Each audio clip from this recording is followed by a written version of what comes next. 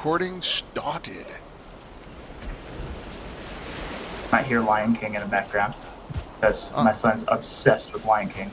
oh really? Well, somewhere along the way, there was like I think it's like, I don't know if it's like Cocomelon or something like that. They had a video that had a lion in it. And so then lions became his obsession right after Baby Shark, that is. And so now when he discovered Lion King, which we didn't think he'd like because it's not very bright compared to like the modern, baby videos and whatnot. And so we tried it, and turns out he's absolutely obsessed. And in the last like week and a half, 2 weeks, we've watched Lion King probably 100 times. Oh wow. So, Now, so now which that you one? hear it in the background, The modern Lion King or the old animated one? no, this is the old animated one. Oh, okay, the good one. So I mean, it's by far the better one. Yeah, I was gonna say Yeah. by far the better one. Oh my God! Tell me he's not into Teletubbies. No, no Okay, Teletubbies. good. Because like back in the day, one of my friends had a little boy, and he would obsess with Teletubbies, and like, oh my God, again, and he would do want us to play it again and again, and I'm like, oh my God, I just got back from DJing, right? I'm drunk because my buddy made me go out, drinking extra afterwards, and we went to Waffle House, came back. It's 6 in the morning. His little boy wants to watch Teletubbies over and over again. Oh my goodness. I did Yeah, I did get a fondness for Teletubbies though, surprisingly, because it's due to my overexposure to them. So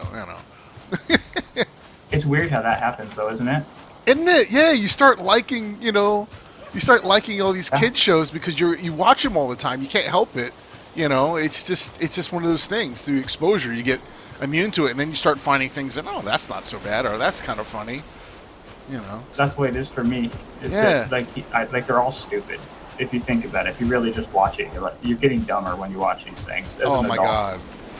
I actually used to enjoy watching some of them. Like, one of my friend's little boy used to love watching the Animaniacs, Oh yes, and this is probably Animaniacs giving is away great. my age because it was great because they provided enough adult content that kids would never understand in that cartoon to keep the adults interested, and it was still fun and energetic enough to where the kids don't know what the hell they're saying, but they just, oh look, they're bouncing around and acting crazy. We love it, So it was like the best of both worlds.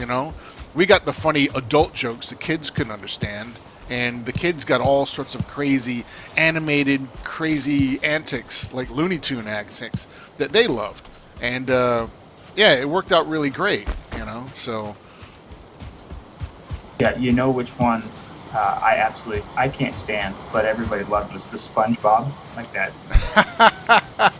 I mean, I it's understand. not the worst thing in the world, but because they have Yeah, a lot of that adult humor hidden in there. But yeah. this will show my age. But go back, one that I enjoyed.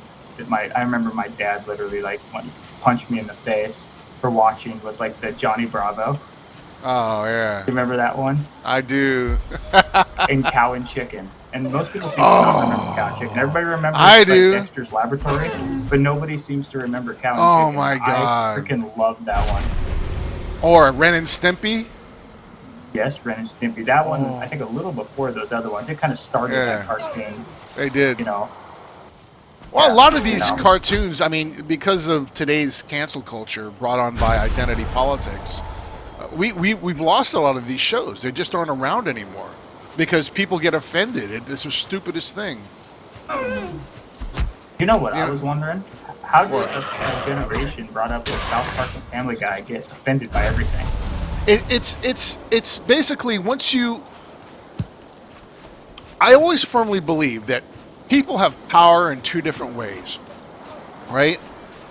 They're either they either they either grab power or they're given power. And there's two big differences. When you acquire power through the means of your own actions, right? That's different. Like when you work out a lot and you get more power over your body and your physical protection. When you educate your mind, right? And you increase your power to not be duped or fooled by people who are trying to use you because you're smart and you're self aware and you have common sense, right? And you've educated and you've trained your mind to be critical, right? That's power you've earned. But when people are given power, right, for no reason, a prime example of this is cancel culture and Twitter, right? So cancel culture, basically, when you give someone the right to say, "Hey, I'm offended," right? Back in the day, if you were offended, people were like, "Well, okay, deal with it." As long as you weren't saying something to incite violence, or you weren't saying something that was to be racist or anti-Semitic, people let you say whatever you want. And if you got offended, you got offended, and people had debates and called you out, and that was it. But with today's culture, and especially with Twitter, where you get a limited amount of lines that you can express your opinion. So most of the time, you only have enough room to say, "Hey, I'm offended," but you have no room to say why I'm offended, and there's no way to critically debate that because there just isn't enough space to say anything in Twitter. You just get the most toxic aspects of that, and what happens is companies have empowered these people. So companies look through Twitter looking for people that what they're interested in, or in most cases what they're getting offended by, and they try to avoid that. And then what happens is you give these people power. So when they get offended by what someone's done, and you give them the power by firing that person from a job or firing that actor from a movie, you give these people who don't deserve any power and haven't earned it real power. And it turns into this toxic wasteland where, one person's offense is another person's interest. I mean, how do you define, what's offensive? I could say, the sky is blue and the earth is round. I'm going to offend somebody. I'm going to offend a flat earther, or I'm going to offend a Martian. You know what I mean? Like, you're never going to not offend anyone.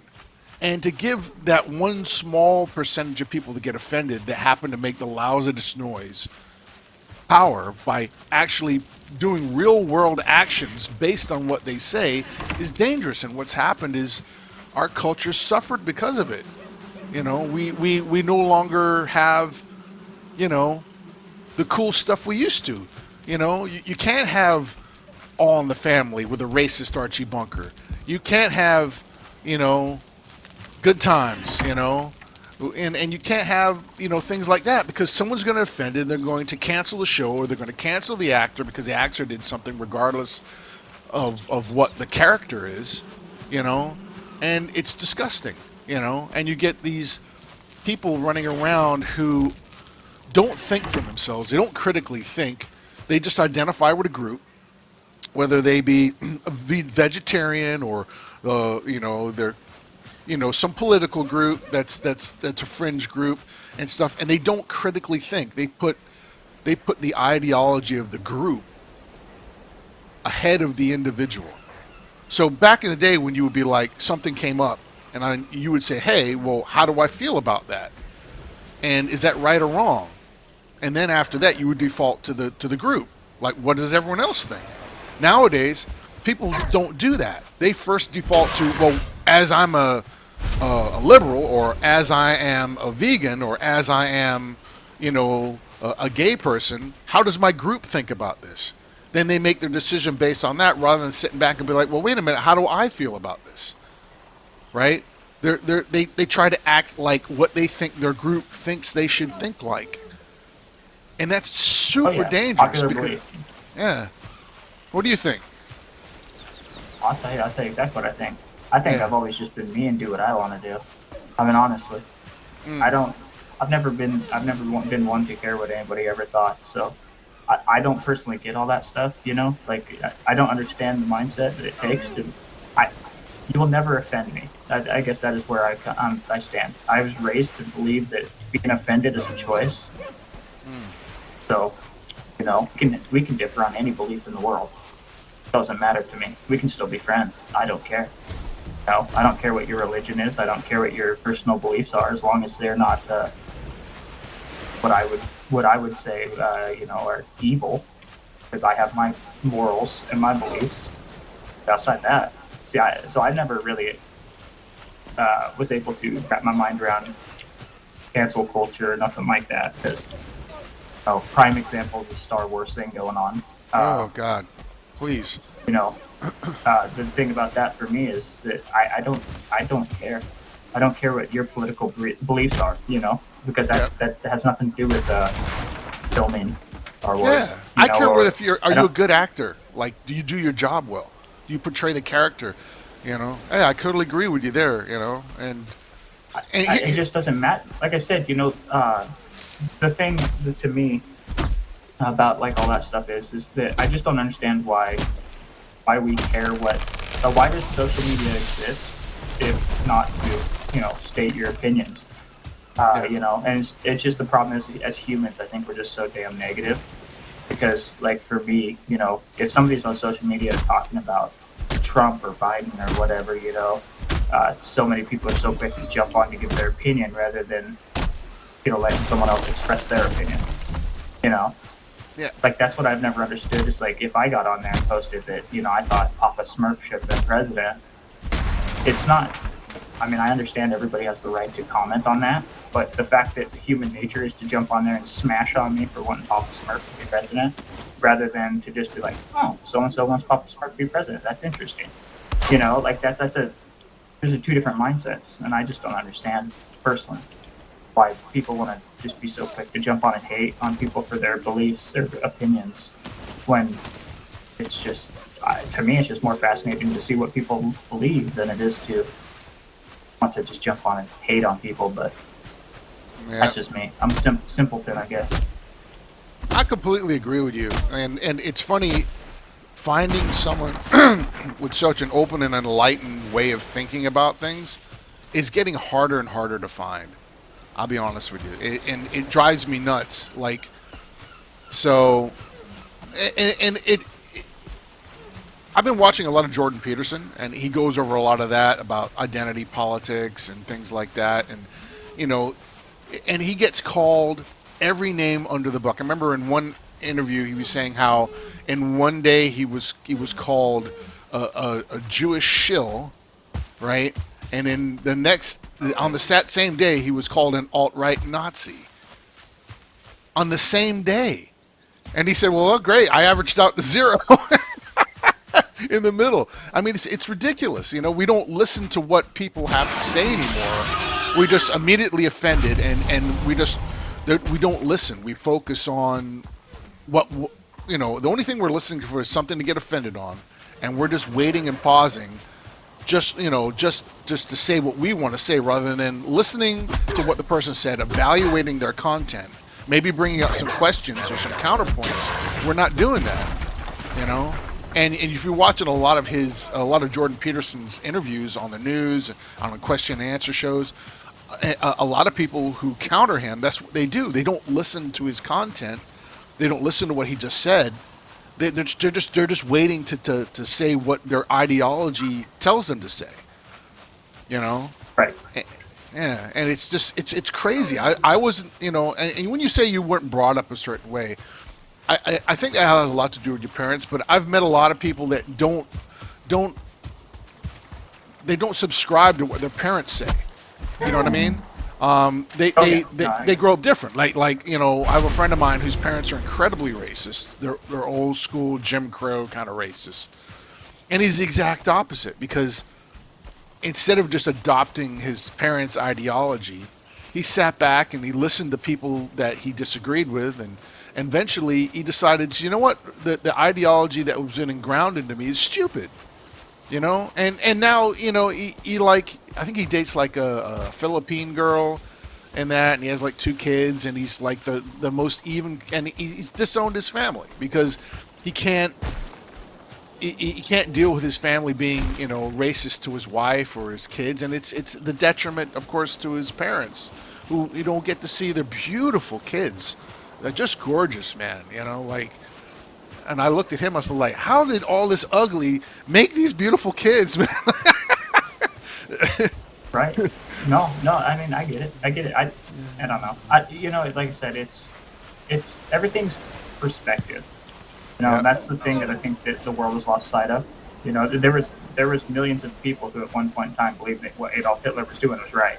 Let's not forget that, Yeah. And not because they're all evil people, but because their perspective at the time said that that was right.